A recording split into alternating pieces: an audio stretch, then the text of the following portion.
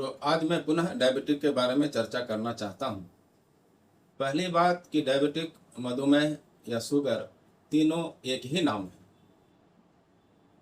Diabetic के प्रमुख लक्षण को समझना बहुत ही जरूरी है और समझना चाहिए। प्रत्येक व्यक्ति को लक्षण के हिसाब से वो अपने सारी गतिविधि को समझ सकता है। इसमें यदि किसी व्यक्ति को बार बार पेशाब आ रहा हो, यदि किसी व्यक्ति को ज़्यादा भूख लग रहा हो, अचानक से शरीर का वजन घट रहा हो या थकान महसूस हो रहा हो, तो ये समझना चाहिए कि हम डायबिटीज़ की ओर जा रहे हैं।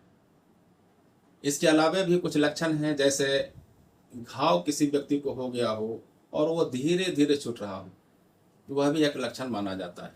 आँख में रोशनी में, आँख के द्वारा दिखने में अगर धुंधलापन हो रहा हो, तो वह भी एक लक्षण है।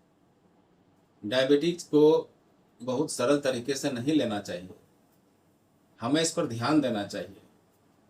डायबिटिक मुख्यतः दो प्रकार के होते हैं, टाइप 1 और टाइप 2। टाइप 1 की संख्या 5% के आसपास है, जबकि टाइप 2 की संख्या 95% है। मतलब टाइप 2 की संख्या ज़्यादा है। हर एक 3-4 घर के बाद एक डायबिटीज का पेशेंट मिल जाता है, इसलिए ज़रूरत है इस पर ज़्यादा ध्यान देना। यदि किसी व्यक्ति को यह लक्षण दिखाई देता है तो उन्हें जांच की ओर जाना चाहिए, जांच करवाना चाहिए। जांच में मुख्यतः 3 प्रकार के जांच किए जाते हैं।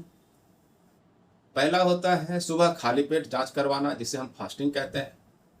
दूसरा, खाना खाने के 2 घंटे के बाद का जांच होता है। और तीसरा, HbA1c जांच होता है। यह 3 महीने का औसत जांच बतलाता है।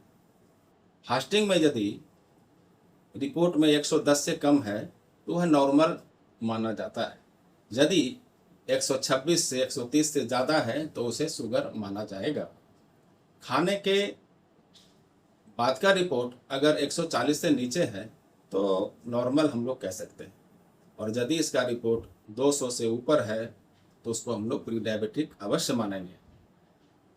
तीसरा है HbA1c का रिपोर्ट 5.7 से कम है तो नॉर्मल मानते हैं। यदि यह रिपोर्ट 6.5 से ज़्यादा होता है तो इसे हम डायबिटिक मानते हैं। अब इतना रिपोर्ट आने के बाद अगर लगता है तो उन्हें तुरंत डॉक्टर से सलाह लेकर इलाज करवाना चाहिए। रिपोर्ट के हिसाब से डॉक्टर अपने विचार से, अपने विवेक से वो दवा लिखेंगे और दवा लेनी चाहिए।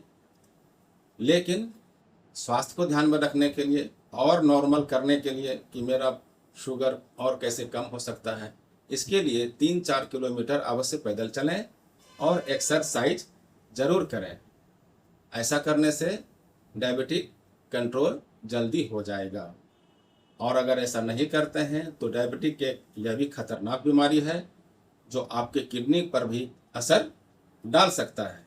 इससे बचें। धन्यवाद।